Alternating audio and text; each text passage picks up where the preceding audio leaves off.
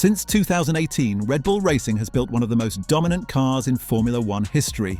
But alongside that, success has been a constant problem: the second seat. While Max Verstappen has turned the RB into a winning machine, the car next to him has often felt like a trap. One by one, talented drivers have stepped into that role, and one by one, they've struggled to adapt. In 2025, Yuki Tsunoda was supposed to be different. Promoted into the main team after years of development, he looked like the right man at the right time.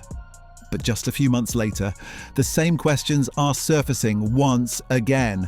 Is this a driver problem, or is it something deeper inside Red Bull's philosophy? Let's break it all down. When Red Bull announced Yuki Tsunoda's promotion, the timing felt symbolic. He was moved up just before the Japanese Grand Prix, his home race, giving fans a moment of pride and anticipation. And the first signs were positive.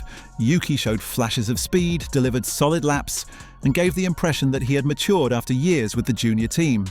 His aggressive style seemed to finally be finding balance with consistency. For a while, it looked like the second seat curse might finally be broken. But Formula One careers are fragile. Momentum can shift quickly, and in Yuki's case, it has. Across the last 5 races, he hasn't scored a single point. In Austria, he was 2 laps down, penalised for a collision, and completely off the pace. At Silverstone, a track he knows well, he finished 15th, behind not just the front-runners but also the midfield teams Red Bull should normally beat with ease. For a team fighting for both championships, that's not sustainable. Why is it so hard to drive the Red Bull? To understand Yuki's struggles, we have to zoom out. Red Bull's cars have always been designed around Verstappen's driving style, and Max drives unlike almost anyone else. The Red Bull RB cars are built with an ultra-sharp front end, a twitchy rear, and a setup that demands constant, aggressive inputs. To get the most out of it, a driver has to live on the edge of grip, sliding the car without losing control. Verstappen is a master of this. He thrives in instability. But for most drivers, that setup feels unpredictable and punishing. Pierre Gasly, Alex Albon, and even Sergio Perez all faced the same wall. Each arrived with talent and ambition, but the car simply didn't allow them to show their full ability.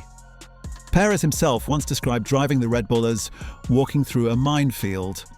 This is the core of the second seat dilemma. Red Bull's greatest strength, a car tailored for Verstappen, is also its greatest weakness when anyone else steps in. So what about Yuki specifically? His main issue has been qualifying. Even in his better years, Saturdays were never his strongest point. In today's grid, where the midfield is separated by tenths of a second, even a small mistake drops you out in Q1.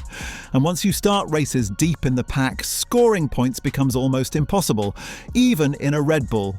On top of that, Tsunoda himself admits he struggles to read the car.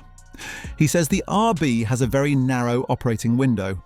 At first it feels manageable, but the longer he drives, the less predictable it becomes. That's a classic sign of a driver who can't sync with the car's DNA. And in a team like Red Bull, that mismatch shows immediately. We've seen this story before.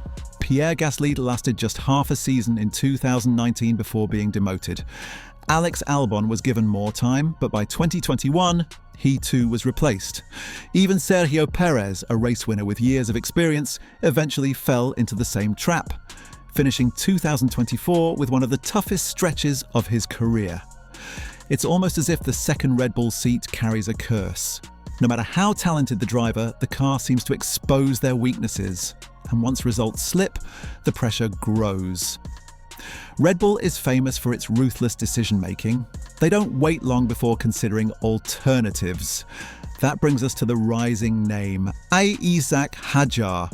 The young French driver has been one of the standout rookies of the year. Confident, composed, and quick, he's already proving he can handle Formula One. Naturally, fans are asking, is he next for the second seat? Hadjar himself has been cautious. He openly says he doesn't want to rush into a move he isn't ready for. He's studied the careers of Gasly, Albon, and Tsunoda, and he knows how risky the promotion can be. Still, history tells us Red Bull often makes bold, sudden decisions. If Tsunoda's form doesn't improve soon, Hadjar could be fast-tracked, whether he feels ready or not. But looming over all of this is the biggest question of all: Max Verstappen's future. Red Bull's second seat has always been a story of opportunity mixed with danger.